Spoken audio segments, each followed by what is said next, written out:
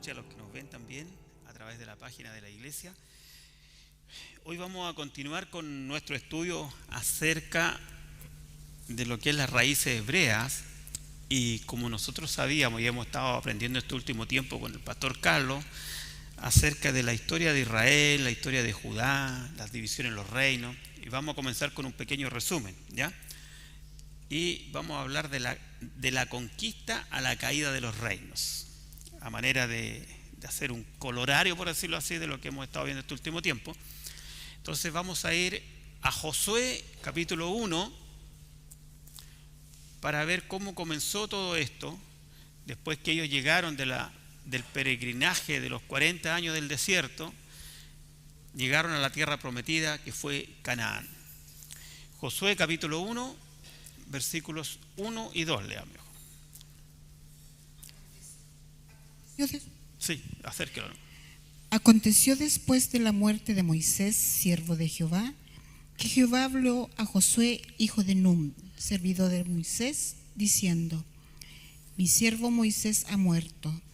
Ahora, pues, levántate y pasa este Jordán, tú y todo este pueblo, a la tierra que yo les doy a los hijos de Israel.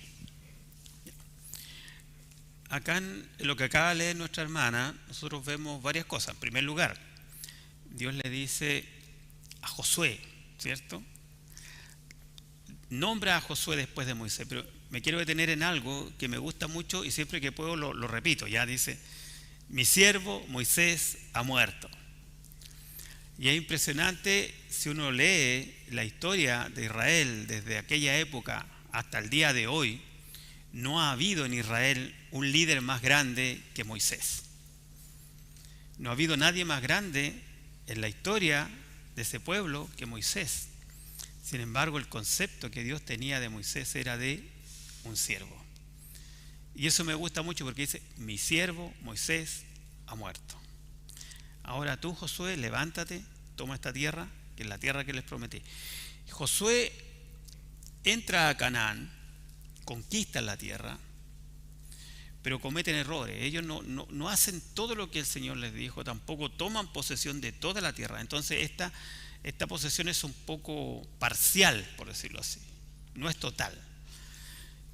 Y una vez que están en la tierra, donde el propio Dios les dice: van a llegar a casas que no construyeron, cosechar de árboles que no sembraron.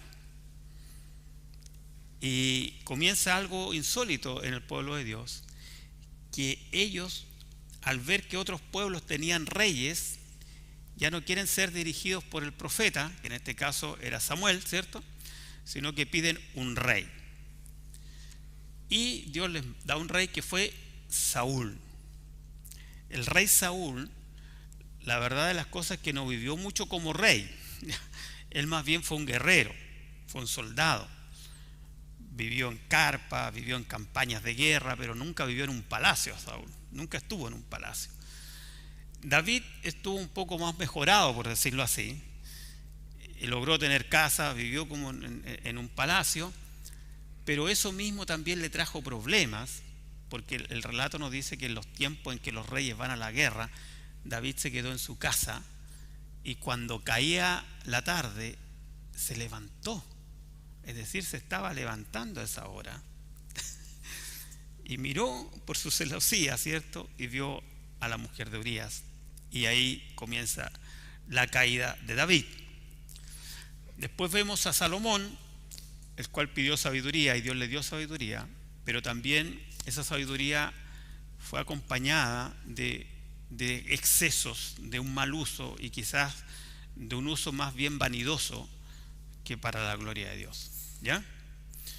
Así fue que Salomón se hizo de muchas mujeres y levantó lugares altos para los ídolos, para los dioses de aquellos pueblos, de estas mujeres donde venían, y hizo que todo Israel, en ese tiempo eran 12 tribus, todo Israel adorara dioses paganos, ¿ya? La diferencia, siempre hemos dicho, entre David, Salomón y Saúl es que el corazón de David era como el corazón de Dios. ¿Y qué lo hacía que su corazón fuera como el corazón de Dios? era el hecho que cuando él fue confrontado por Natán, él fue capaz de decir: he pecado. Y en su corazón hubo arrepentimiento, cosa que no hubo en estos otros. Y todos los reyes que lo siguieron, el que venía decía que era peor que su padre, peor que su antiguo, y así seguía. Pero David fue capaz de reconocer.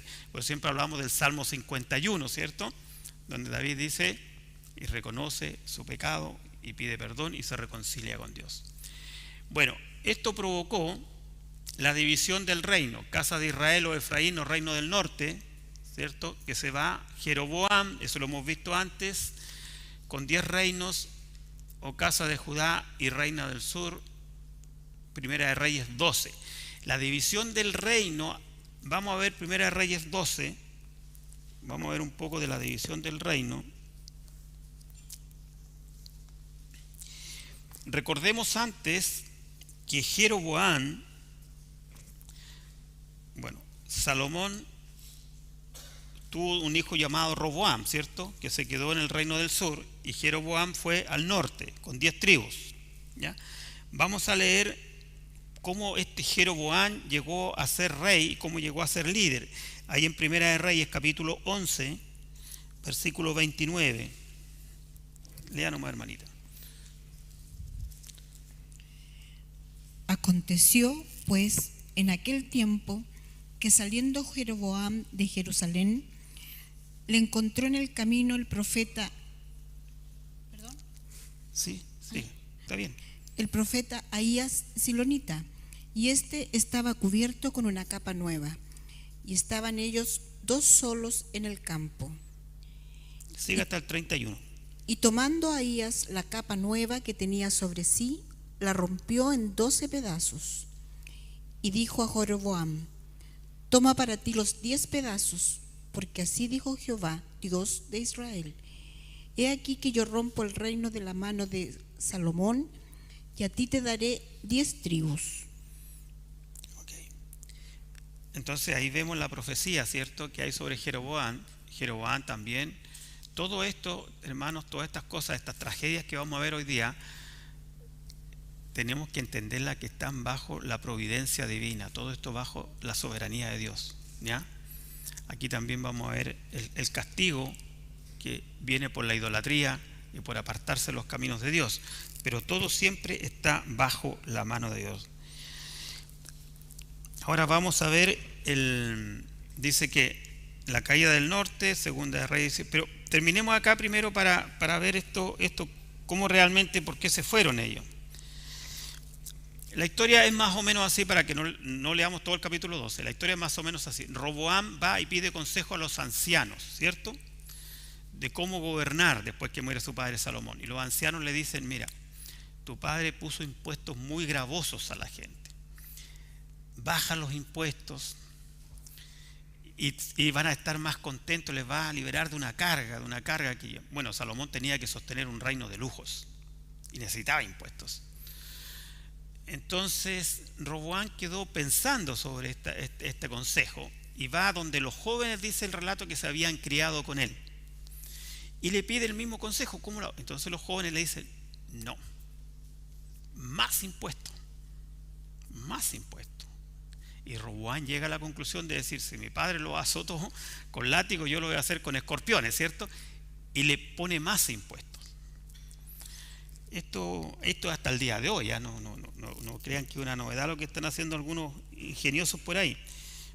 Entonces, esto termina al final de la manera más trágica, porque el rey Roboam envía a su ministro de Hacienda a recaudar impuestos, ¿ya? Pero esto sale todo al revés. Ahí en Primera de Reyes 12, versículo 18, hermanita. Bueno, Primera de Reyes 12, 18. Y el rey Roboam envió a Adoram, que estaban sobre los tributos, pero lo apedreó todo Israel y murió. Entonces el rey Roboam se apresuró a subirse en un carro y huir a Jerusalén. Ya. Entonces Roboam iba con su ministro de Hacienda, ¿cierto?, a recaudar impuestos, y el pueblo hasta aquí nomás llegaron los impuestos, lo matan y Roboam tiene que huir a Jerusalén, y ahí ya Jeroboam toma las 10 tribus y se va al norte. También le llaman mucho a ese reino, lo van a encontrar ustedes en los relatos, el reino del norte lo van a encontrar también muchas veces como Samaria, ¿ya? Y el reino del sur se llama Casa de Judá o Reino del Sur. Ahora, el reino del norte tuvo una dispersión. ¿Qué significa dispersión y asimilación? Que cuando ellos fueron llevados cautivos por los asirios, por el imperio asirio, no sirio, asirio, ¿ya?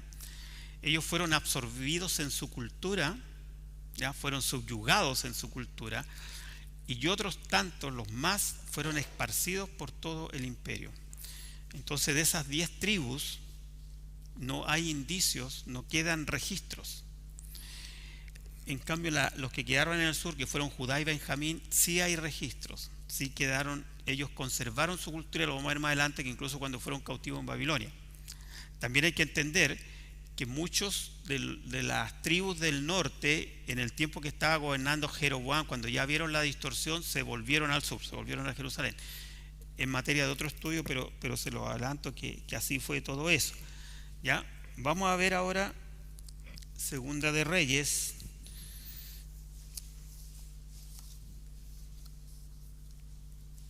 eh, 17. Vamos a ir a los versículos 1 al 6.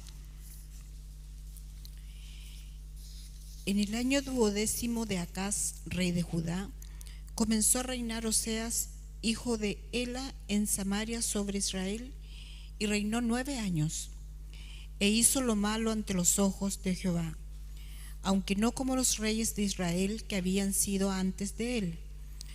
Contra este subió Salmanasar, rey de los asirios, y Oseas fue hecho su siervo y le pagaba tributos. Mas el rey de Asiria descubrió que Oseas conspiraba, porque había enviado embajadores a So, rey de Egipto, y no pagaba tributos al rey de Asiria, como lo hacía cada año, por lo que el rey de Asiria lo detuvo y le aprisionó en la casa de la cárcel. Y el rey de Asiria invadió todo el país y sitió a Samaria y estuvo sobre ella 3 años. En el año 9 de Oseas, el rey de Asiria tomó Samaria y llevó a Israel cautivo a Asiria, y los puso en Halach, en Jabor, junto al río Gozán, y en las ciudades de los medos. Ya. Entonces, aquí se concretó ya en Segunda de Reyes la dispersión del reino del norte, como le dije, le llamaban Samaria también, ¿ya? Y lo que les decía de esta asimilación, ahí está más adelante en el versículo 24 del mismo Segunda de Reyes 17. ¿Si lo puede leer, María? Segunda de Reyes 17, 24. Y trajo al rey de Asiria gente de Babilonia, de Cuta, de Ava, de Amat y de Safarbaim, y los puso en las ciudades de Samaria, en el lugar de los hijos de Israel, y poseyeron a Samaria y habitaron en sus ciudades. Ya, entonces ahí se terminó de mezclar la cosa, ¿ya? Porque los asirios trajeron gente de otros lados, de otras culturas, de otros pueblos, y los dejaron en lo que era el reino del norte, que se llamó Samaria. Ya, todavía no pasó el reino del sur, parece que antes dije el sur, me equivoqué. Estamos todavía en el reino del norte, ¿ya? Se quedaron ahí, y por eso es que en los días de Jesús, cuando uno lee los evangelios, se ve que hay tanta rencilla, ¿cierto?, entre lo que es la gente de Judá y los samaritanos, ¿se recuerdan? Porque un poco los que eran de Jerusalén, los que eran del sur, aún conservaban la idea esa de que los samaritanos eran gentes paganas, que tenían mezclas de paganos. Entonces por eso los consideraban seres como inferiores, los miraban en menos. Eran muy racistas en ese sentido ellos, ¿ya? A pesar de que tenían la misma etnia.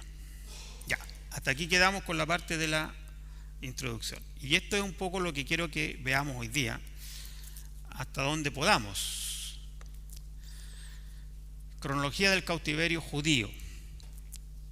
Y esta cronología del cautiverio judío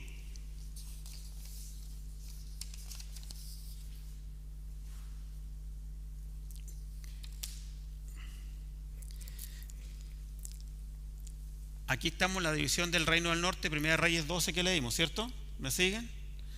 Después Segunda Reyes 17, caída de Israel o del norte por los asirios. Después Asiria, bueno, Asiria domina Egipto del río Nilo hasta el Éufrates, hasta lo que hoy día sería como Irak. Después caída de Asiria por Babilonia, ¿ya? Y aquí nos vamos a detener hoy día. Después vienen Babilonia, que Babilonia es lo mismo que los caldeos, en alguna parte aparecen como los caldeos, ¿ya? Entonces, Babilonia con rey Nabucodonosor fue un imperio muy grande, muy poderoso. Ellos lograron dominar todo el imperio asirio y muchas cosas más. Pero pasaba acá también algo de que muchas veces era tan grande este imperio, no habían las comunicaciones que hay hoy día, no existía la tecnología de hoy. Entonces muchas veces dejaban a los mismos reyes locales gobernando como diríamos así, como reyes títeres, ¿ya?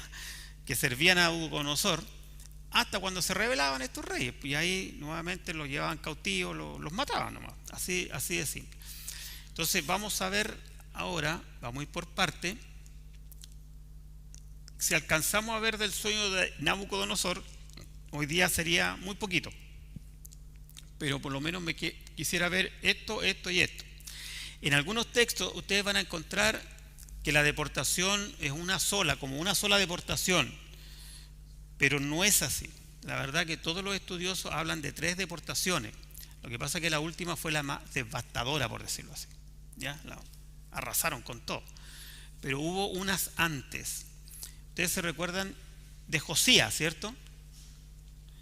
El hijo de la Maca y el Pablito. Entonces el rey Josías fue un rey que él trató de rescatar, fue a buscarlo, encontró por ahí los rollos y quiso volver a la ley, pero tampoco se lo dejaron, se lo impidieron, por decirlo así. Y después los hijos de Josías fueron los que gobernaron y los que finalmente, los que prácticamente provocaron este colapso de Judá. Entonces, para que vamos a ir entendiendo de aquí, por aquí hay uno que se llama Josías, ¿ya? Que reinaba Josías. Acá reinaba Joaquín y acá reinaba otro hijo que era Sedequías, ¿ya? Entonces, Joaquín, Sedequías. ¿Estamos claros? No es fácil, voy a tratar de ser lo más didáctico posible, porque hasta yo me puedo enredar con los nombres, ya. Estas fechas están dadas en base a la historia paralela o a la historia secular, porque siempre en la historia secular se sabe cuándo empezó a gobernar Nabucodonosor, por ejemplo. Hay registros sobre eso. Es lo mismo que cuando se dice Jesús nació en los días que Herodes era rey y siendo emperador de Roma César, Augusto. Entonces tenemos un rango de tiempo, ¿cierto? Y por ahí hubo un censo, dice. Entonces después la historia dice, mira, el censo fue en el 4.º año del rey tanto. Ah, corresponde. Y así vamos, y así los historiadores se la arreglan para ir ordenando esto. Entonces aquí hay 3 deportaciones. La primera es en este año 605. La otra es acá en el 600 por aquí. Y esta última que es en el 586. ¿Ya? Todo antes de Cristo. ¿Vamos bien hasta acá? ¿Consultas? ¿No? Ya. Entonces vamos a empezar a leer. ¿Está bien para leer, hermanita? ¿O quiere reemplazo porque llegó el lector oficial? Si es que quisiera usted reemplazo, ¿no? Para los que nos ven es que hay un lector oficial y hay una lectora subrogante. Entonces estaba ahí. Ya. Mira, vamos a Segunda de Reyes 24. hay que leer Segunda de Reyes y Segunda de Crónica, porque cuando ustedes leen Segunda de Reyes y van a decir, ¿y acaso no están escritas las cosas de Joacín en el libro de las Crónicas de Israel? ¿Cierto? Entonces quiera leer Segunda de Crónica. Por eso dice Segunda de Crónica, Segunda de Reyes van de la mano.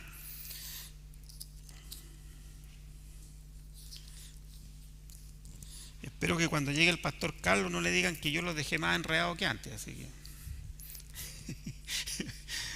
ya, Segunda de Reyes 24.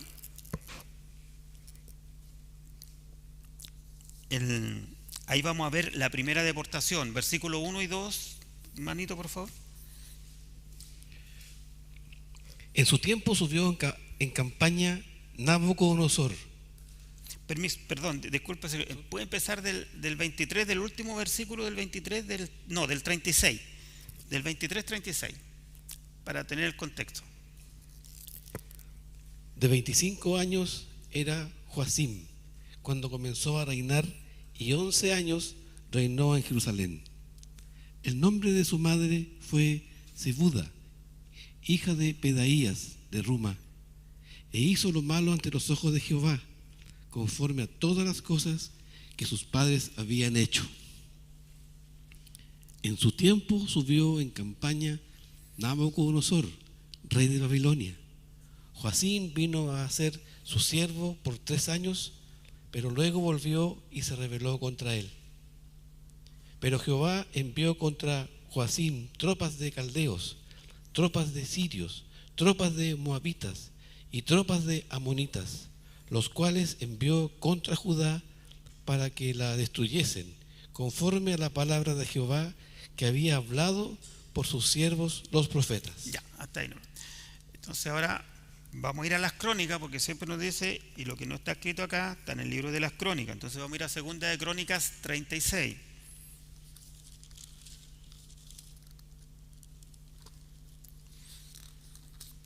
Segunda de Crónicas 36, vamos a leer los versículos 5 al 7.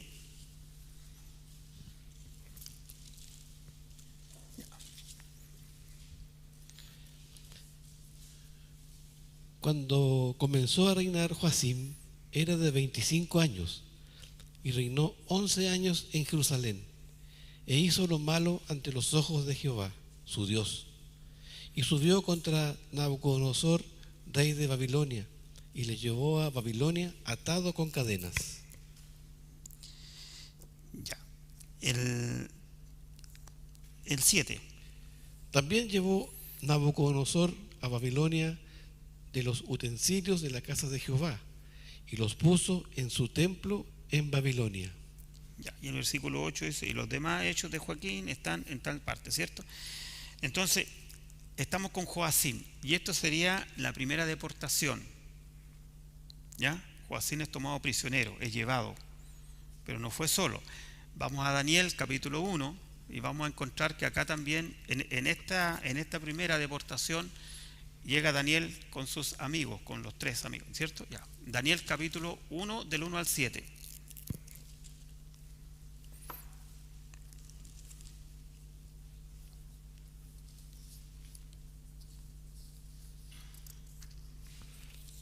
En el año 3 del reinado de Joacim, rey de Judá, vino Nabucodonosor, rey de Babilonia, a Jerusalén y la sitió.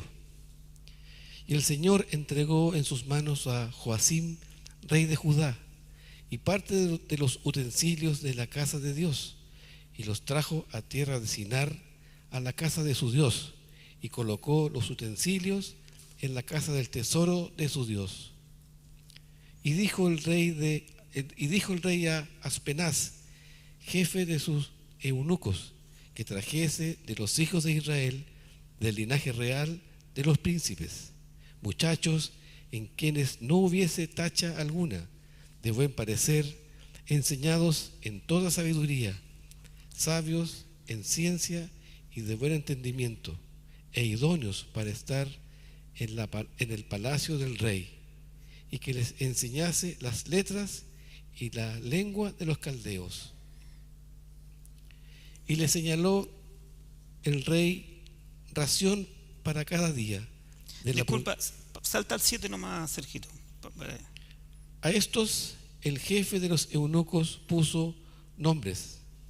Puso a Daniel Belsasar, a Ananías Sadrac, a Misael Mesac y a Azarías Abed-nego. Ya. Entonces, ¿por qué leímos todo esto que con concordancia, por decirlo así? Para entender que Daniel fue deportado aquí, ¿cierto? Cuando era rey, ¿cómo se llamaba ese? Joacim. Entonces, cuando Joacim fue tomado preso, y fíjense que el relato dice algo, que parte de los utensilios del templo se fueron ya, o sea, no fueron todos los utensilios del templo, fue parte, o sea, robaron un poco. ¿Por qué robaban un poco?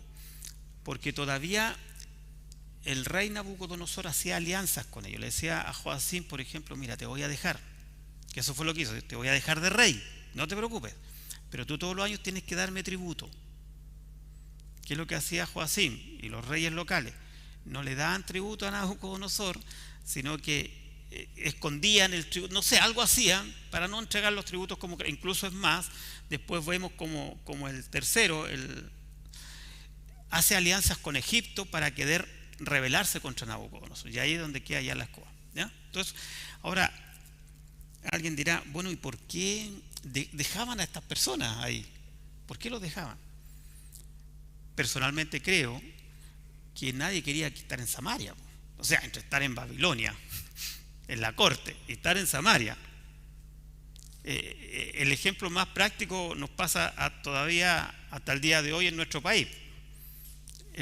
Los grandes jerarcas de las empresas mineras están en Santiago, allá ¿cierto? En Sanhattan, en un edificio, y no están en Sierra Gorda, ¿ya? Sierra Gorda están los peones, ¿ya? Entonces acá es como lo mismo, existía esa cosa, ¿ya? Entonces por eso los iban dejando. Y así tenemos la primera deportación, Daniel, sus amigos. ¿Por qué esto es importante? Porque después vamos a ver cómo Daniel interpreta el sueño, porque también quiero que ya quizás el próximo miércoles podamos ver un poco cómo vivían ellos en Babilonia, cómo vivieron ellos en Babilonia, ya cómo fue la vida en Babilonia. Fue de dulce y agraz, por decirlo así, porque si bien hubo personas como la misma reina Esther que lograron tener cosas, el mismo Daniel fue prosperado, pero también hubo mucho sufrimiento, sobre todo al principio. ¿Ya? Entonces vamos a la segunda deportación. Este se llama Joaquín. Aquí ya la cosa se puso más compleja, porque Nabucodonosor no solo se llevó tesoros y cosas, sino que se llevó personas que consideró prominentes también. Llevó artesanos, llevó guerreros. Y aquí empezó ya la cosa a complicarse, porque empezó a quedar en Samaria, o lo que era Israel, perdón, en Judá, ya estaba en el reino del sur. ¿Qué es lo que siempre ocurre en estos casos? Dejan a la gente, a los que no les servían, por decirlo de alguna forma. ¿Quiénes son ellos? Los ancianos, los enfermos, quizás la gente menos preparada, los más pobres se tuvieron que quedar ahí para trabajar la tierra. A los otros, a los que eran ingenieros, a los que les servían para las guerras, se los llevaban. Acuérdense ustedes que Josías hizo hizo carros de combate, tenía ingenieros, la palabra dice, usaba ingenieros. Entonces, en ese tiempo había muchas personas, mucha gente en Israel, en Judá, que eran intelectuales y eran gente con mucho conocimiento en ciertos oficios, digamos.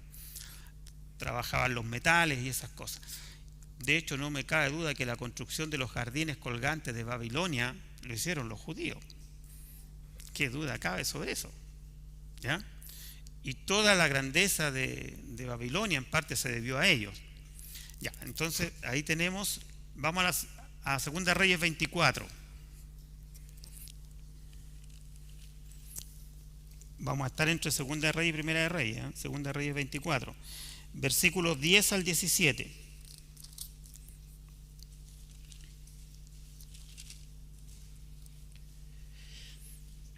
En aquel tiempo subieron contra Jerusalén los siervos de Nabucodonosor, rey de Babilonia, y la ciudad fue sitiada.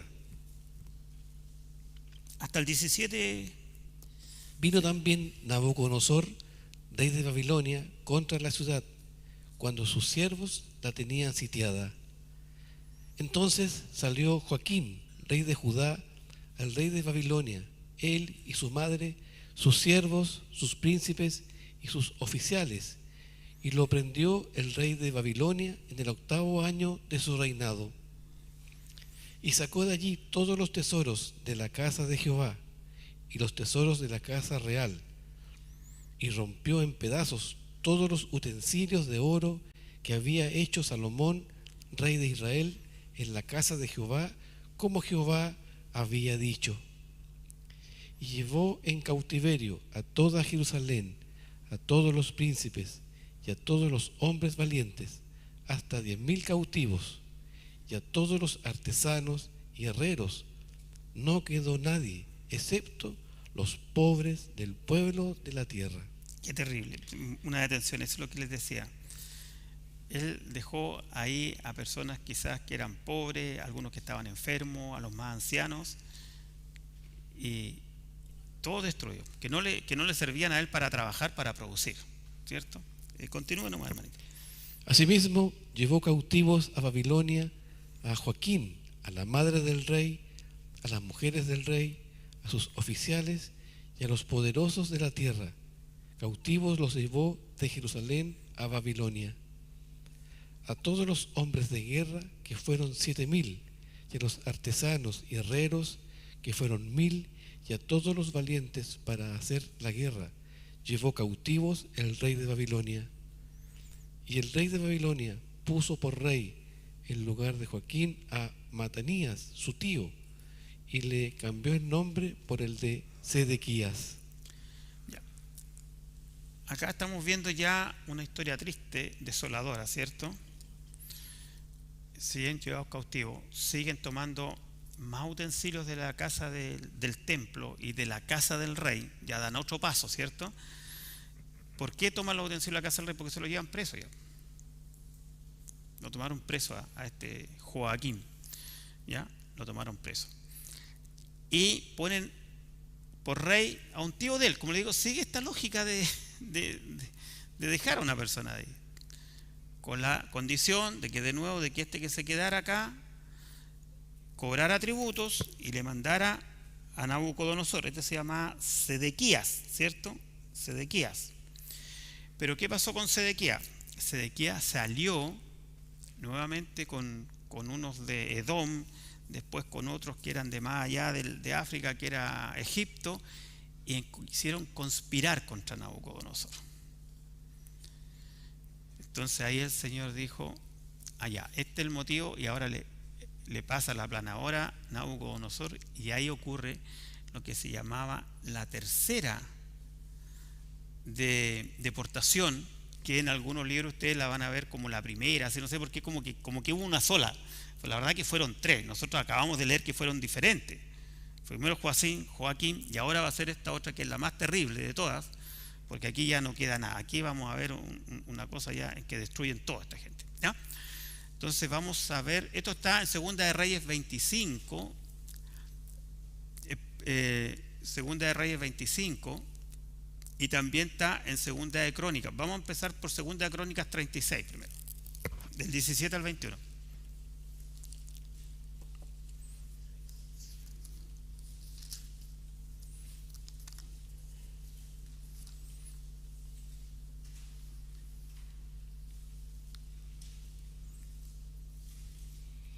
Y entró tras él el sacerdote Azarías.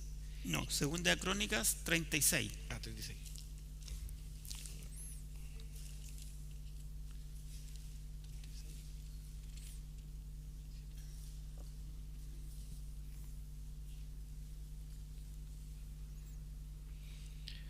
Por lo cual trajo contra ellos al rey de los caldeos, que mató a espada a sus jóvenes en la casa de su santuario, sin perdonar joven, ni doncella, anciano, ni decrépito, todos los entregó en sus manos. Asimismo, todos los utensilios de la casa de Dios, grandes y chicos, los tesoros de la casa de Jehová, y los tesoros de la casa del rey y de sus príncipes, todo lo llevó a Babilonia. Y quemaron la casa de Dios y rompieron el muro de Jerusalén. Miren, ahí detengamos un ratito. Ahí ya dice que quemaron el templo. Debemos que entender que a esta altura ya no estaba el concepto de la Shekinah, por decirlo así. Dios los había abandonado. Por eso pudieron quemar la casa de Dios. Quemaron el templo y derribaron los muros completamente. Todos los muros fuera. ¿Ya? Siga nomás, hermanito. Y quemaron la casa de Dios y rompieron el muro de Jerusalén y consumieron a fuego todos sus palacios y destruyeron todos sus objetos deseables. Los que escaparon de la espada fueron llevados cautivos a Babilonia y fueron siervos de él y de sus hijos hasta que vino el reino de los persas. Ya. Ahí está, después vienen los persas, ¿cierto? Cuando viene Ciro. Ya, siga nomás.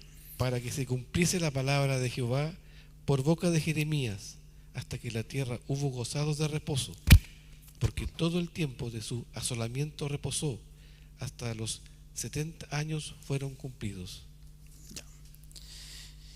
Ahora, si nosotros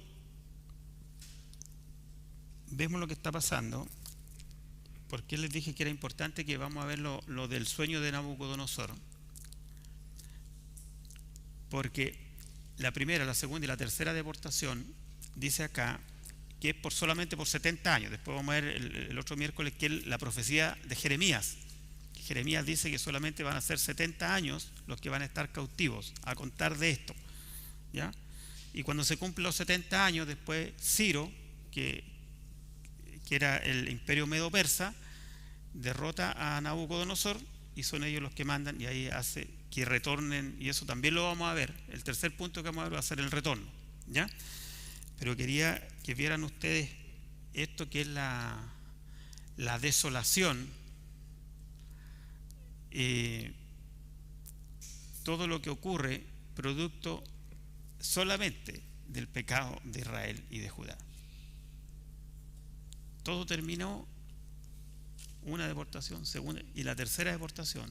Destruyen el templo, destruyen el muro, destrozan todo, no queda nada. Entonces todo lo que era Jerusalén quedó desolado. Vamos a ver después cuando regresan Esdras y Nehemías y cómo encuentran todo esto. Esto era un caos, era algo horrible, era muerte tras muerte tras muerte. Y como siempre pasa, me gustaría también leer 2 de Reyes 25, si podemos ir a ver a 2 de Reyes 25, donde se relata lo mismo, porque ahí relata otra parte que es de 2 de Reyes 25 del 1 al 7. Pues vamos a ver cómo muere el famoso Sedequías. Aconteció a los 9 años de su reinado, en el mes 10, a los 10 días del mes, que Nabucodonosor, rey de Babilonia, vino con todo su ejército contra Jerusalén, y la sitió y levantó torres contra ella alrededor. Estuvo la ciudad sitiada hasta el año 11 del rey Sedequías. A los 9 días del cuarto mes prevaleció el hambre en la ciudad, hasta que no hubo pan para el pueblo de la tierra. Abierta ya una brecha en el muro de la ciudad, huyeron de noche todos los hombres de guerra por el camino de la puerta que estaba entre los dos muros, junto a los huertos del rey, estando los caldeos alrededor de la ciudad, y el rey se fue por el camino del Arabá. Sedequías estaba huyendo, ¿cierto? Estaba huyendo, ya síganos. Y el ejército de los caldeos siguió al rey y lo apresó en las llanuras de Jericó, habiendo sido dispersado todo su ejército. Y acá viene lo terrible, estos dos últimos versículos. Preso pues el rey le trajeron al rey de Babilonia en Ribla y pronunciaron contra él sentencia. Degollaron a los hijos de Sedequías en presencia suya, y a Sedequías le sacaron los ojos, y atado con cadenas lo llevaron a Babilonia. Ahí terminó Sedequías. Entonces, hay que tomarse en serio las cosas, ¿cierto? Cuando Dios dice, ellos no se lo tomaron en serio, terminaron así. Es crudo el relato, pero es real el relato. Y lo que les decía antes, ahí en el versículo 12, del mismo 2 Reyes 25:12, por favor. Mas de los pobres de la tierra dejó Nabuzaradán, capitán de la guardia, para que labrasen las viñas y la tierra. Es decir, en Jerusalén quedó la gente pobre, dice. Aquellos que a ellos no les servían, que le iban a dar puros problemas, los dejó. Y en este momento, después, cuando lean Lucas 21 en su casa, cuando van a ver el final de los tiempos, ¿cierto?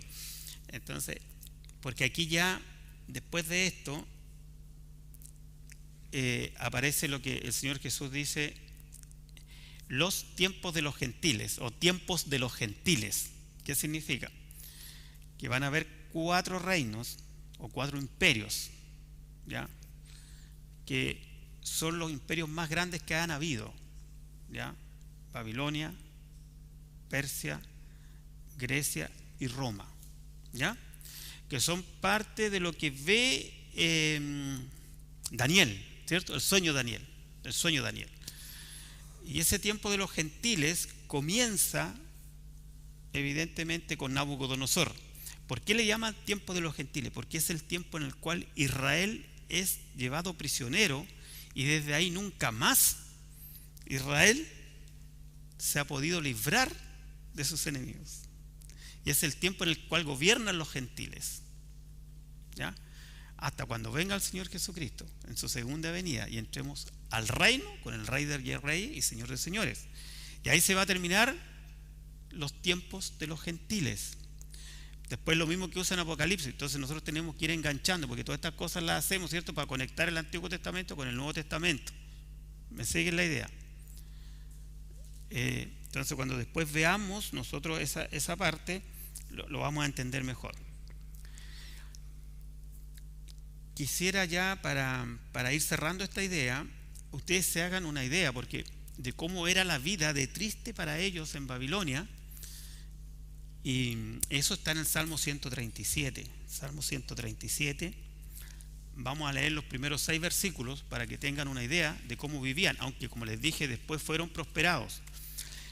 Este salmo está escrito, ellos decían ahí en el Salmo los ríos de Babilonia, pero en realidad había un solo río, ¿cierto? Que era el río Éufrates. Pero como estos judíos que llegaron, que eran ingenieros, eran tan capos, ¿ya?, expertos, ¿ya?, hacían sistemas de regadío por canales. Entonces cuando ellos llegaban ahí a trabajar decían que eran ríos, pero no eran, había un solo río, ¿me siguen? Hacían canalizaciones y llevaban el agua de un lugar a otro. Y eso siguió hasta mucho después. En la época de Jesús todavía existían los acueductos. Acuérdense que llevaban agua de kilómetros y kilómetros, cientos de kilómetros, llevaban agua. Y ahí aparece en ese Salmo 137 más o menos un poco de la tristeza y del llanto que ellos tenían en Babilonia. Me gustaría que lea 6 versículos nomás, 6, los 6 primeros. Junto a los ríos de Babilonia, allí nos sentábamos y aún llorábamos, acordándonos de Sión. Sobre los sauces en medio de ella colgamos nuestras arpas, y a los que nos habían llevado cautivos nos pedían que cantásemos, y los que nos habían desolado nos pedían alegría, diciendo: cantadnos algunos de los cánticos de Sión. ¿Cómo cantaremos cántico de Jehová en tierra de extraños? Si me olvidare de ti, oh Jerusalén, pierda mi diestra su destreza, mi lengua se pegue a mi paladar. Si de ti no me acordare, si no enalteciere a Jerusalén como preferente asunto de mi alegría. Ya. Eso, ahora ese salmo lo vamos a entender mejor, ¿cierto? Vamos a entender por qué ellos lloraban. y porque ellos le conocían, cántenos esas canciones de allá de Jerusalén, que ustedes eran tan alegres. ¿Cómo cantaremos? Ahora entendemos. Sus parientes fueron muchos asesinados, otros quedaron. Ay, no, todo un desastre. Y este es lo que hemos visto hoy día. Aquí un resumen. Aquí esto sí, de la destrucción del templo, pónganlo acá abajito, mejor, ¿ya? Porque está aquí como genérico, pero la verdad que ocurrió la destrucción total fue en la tercera deportación, ¿ya? Ahí fue lo que se arrasó total. Eso es más o menos lo que yo quería contarles hoy. ¿Estamos claros? Ya. Porque hay otro tema que igual por el tiempo no alcanzamos a ver y prefiero no verlo porque si no nos vamos a enredar, ¿ya? Pero para que ustedes queden como una van premier, ¿se llama eso? ¿Ah? Vamos a ver el sueño de Nabucodonosor el próximo miércoles. ¿Qué fue lo que soñó?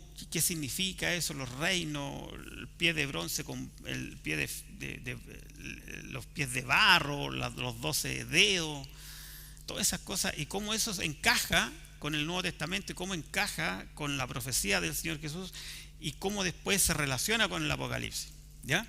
De los reinos y los tiempos de los gentiles. Pero prefiero dejarles ahí eso para que se motiven y vuelvan el próximo miércoles, ¿ya? Y vamos a quedar hasta aquí por ahora nomás.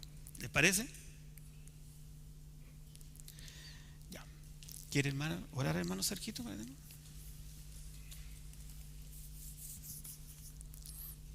Gracias, Padre, por el estudio del día de hoy, Padre, que ciertamente nos sigue enseñando, Señor, y conociendo tu palabra, Señor. A veces hemos pasado por esas porciones, estos pasajes, Padre, y no lo hemos entendido bien, Señor, y tenemos la oportunidad el día de hoy de tener más luz en nuestro entendimiento, Señor, para conocerte más, Señor. Terrible y horrible, Señor, fueron esos tiempos, Padre, en la cual se produjo tanta maldad e iniquidad en contra de tu pueblo, pero también ciertamente producto de la desobediencia, Padre, de la idolatría, de la rebeldía, Padre, de la dureza del corazón. Y ciertamente para nosotros hoy día también es una oportunidad de aprender esto, Padre, porque también puede pasar en nuestras vidas, Padre, alejarnos de ti, hacer las cosas a nuestra manera, vivir conforme a nuestra propia voluntad, Padre, y el pecado no tiene ninguna contemplación, Padre, de un cuidado, sino que de arrasar todo en nuestra vida. Puede arrasar con nuestra mente, nuestro corazón, nuestra familia, nuestro trabajo, Padre. Y Señor, todo eso tú lo has provisto para nosotros, Señor. Te pedimos perdón por las veces que hemos sido rebeldes, Señor, que no hemos hecho caso a tu voluntad, Padre. Y solamente por tu gracia, Padre, no ha sido peor en nuestras vidas, Señor. Queremos tener un corazón sincero delante de ti, Señor, de que no queremos estar en eso, Señor. Queremos estar en tus caminos y darnos la fortaleza, darnos la sabiduría, Señor, para conducirnos como a ti te agrada, Padre. Podemos ver todo esto, Señor, y no solamente pensando en los otros, sino que pensando ciertamente en nuestras propias vidas, Padre. Examina nuestro corazón, nuestra mente, nuestra alma, Padre. Señor, queremos que tú nos hables también en esas áreas de pecado, que podemos estar pecando, Señor, y que a lo mejor no nos damos cuenta, o derechamente hemos puesto dureza en nuestro corazón para reconocerlo ante ti, Señor. Que eso no sea así, Padre, y esto nos debe reflexionar, porque tomar en cuenta el pecado es una cosa seria. Tomar en cuenta, Señor, las consecuencias del pecado es una cosa importante que debemos de considerar, y te rogamos que le demos el valor justamente a esto, Señor. Queremos vivir en santidad, queremos agradarte a ti, Señor, y afírmanos, Señor, que esto no ocurra, y ciertamente que todo eso que podamos vivir le podamos dar gloria y honra a Cristo, Señor. Que podamos ser buenos testimonios, que podamos ser sal y luz para quienes nos rodean, Padre, en un tiempo donde hay idolatría, hay rebeldía, cada uno hace lo que le parece, Padre, y tú no estás en el lugar que corresponde, Señor. Pero nosotros como cristianos, Padre, como hijos tuyos, queremos levantar esa bandera, Señor, para decir que tú eres nuestro Señor, tú eres nuestro Salvador. Padre Santo, ayúdanos, Señor, y que este pasaje, esta porción que hemos leído el día de hoy, la podamos apreciar, la podamos considerar y la podamos aprender y recordar lo duro que es alejarse de ti. Padre Santo, dejamos esta oración delante de ti, te rogamos que tú la puedas considerar y nos puedas fortalecer para hacer tu voluntad. En el nombre de Jesucristo. Amén.